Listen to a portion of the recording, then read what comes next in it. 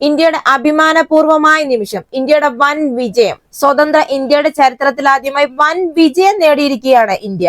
പ്രതിരോധ ഉൽപ്പന്നങ്ങളുടെ കയറ്റുമതിയിൽ വൻ മുന്നേറ്റം കുറിച്ചിരിക്കുകയാണ് ഇന്ത്യ.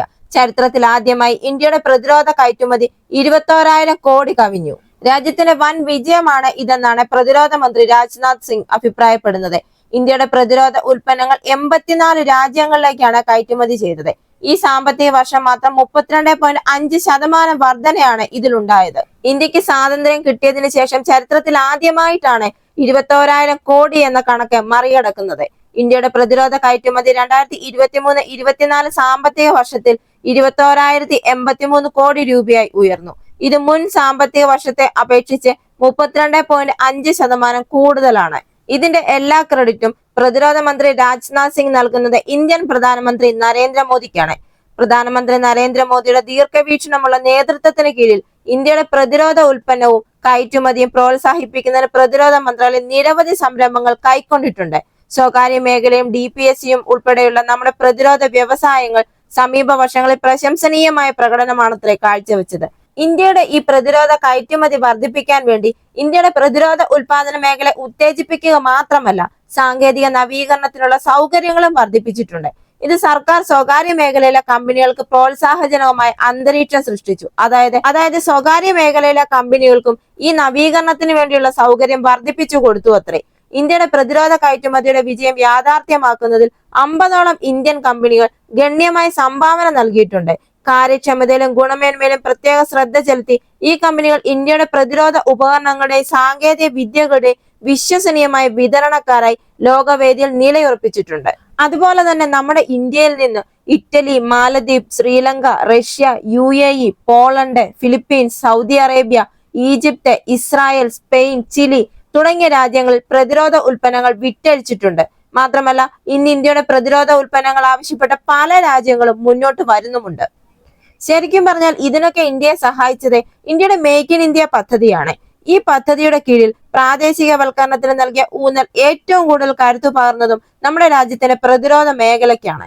അതുപോലെ തന്നെ നമ്മുടെ രാജ്യത്തെ പ്രതിരോധ ഉൽപ്പന്നങ്ങളുടെ നിർമ്മാണം വർദ്ധിപ്പിക്കുന്നതിന് വളരെയധികം സഹായിച്ചതും മേക്ക് ഇൻ ഇന്ത്യ പദ്ധതി തന്നെയാണ്.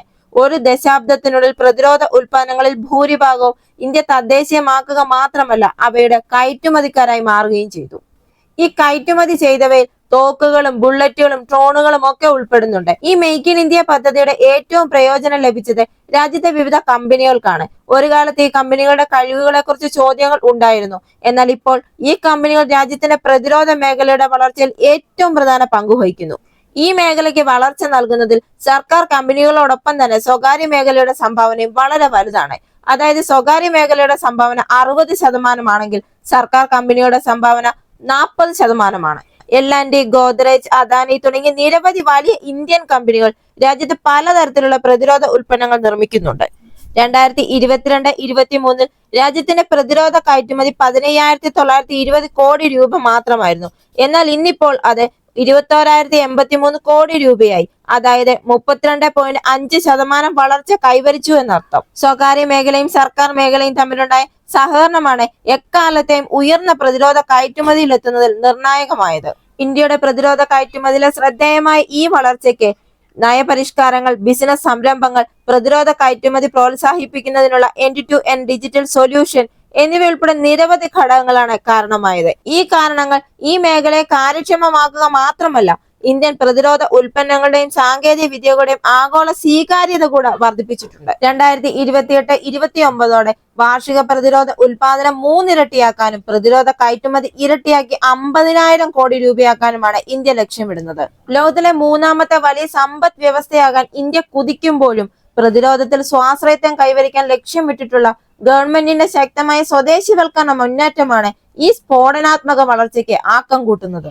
പ്രാഥമിക പ്രതിരോധത്തിന് പോലും, അതായത് ചെറിയ പ്രതിരോധ ആവശ്യങ്ങൾക്ക് പോലും മറ്റുള്ള രാജ്യങ്ങളെ ആശ്രയിച്ചുകൊണ്ടിരുന്ന ഒരു രാജ്യമാണ് ഇത്രയും വലിയ ഒരു നേട്ടം കൈവരിച്ചിരിക്കുന്നത്. പ്രധാനമന്ത്രി നരേന്ദ്രമോദിയുടെ ആത്മനിർഭർ പദ്ധതി പൊതു സംരംഭങ്ങൾ, വൻകിട ബിസിനസ് കമ്പനികൾ, സ്റ്റാർട്ടപ്പുകൾ എന്നിവയുടെ രൂപകൽപ്പനയും ഉൽപാദന ശേഷിയും പ്രയോജനപ്പെടുത്തുന്ന നയ സംരംഭങ്ങളുടെ മിശ്രിതത്തിലൂടെ ഇന്ത്യ വിദേശ വിതരണക്കാരെ ആശ്രയിക്കുന്നത് കുറയ്ക്കുകയാണ് ഈ പദ്ധതിയുടെയും പ്രധാന ലക്ഷ്യമെന്ന് പറയുന്നത്.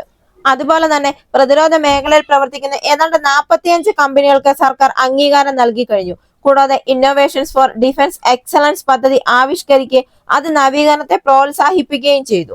അതുപോലെ തന്നെ R&D ഇൻസ്റ്റിറ്റ്യൂട്ടുകൾ, അക്കാഡമികൾ, വ്യവസായങ്ങൾ, സ്റ്റാർട്ടപ്പുകൾ, വ്യക്തിഗത കണ്ടുപിടുത്തക്കാർ എന്നിവരെ ഉൾപ്പെടുത്തി പ്രതിരോധത്തിൽ സാങ്കേതിക വികസനവും അസംബ്ലികൾ, സബ് അസംബ്ലികൾ, അസംസ്കൃത വസ്തുക്കൾ, നിർണായക സ്പെയറുകൾ, ഘടകങ്ങൾ എന്നിവയുൾപ്പെടെ ഏകദേശം 4666 പ്രതിരോധ വസ്തുക്കളിൽ 2920 ഇനങ്ങളും ഇതിനകം സ്വദേശിവൽക്കരിച്ചിട്ടുണ്ട്.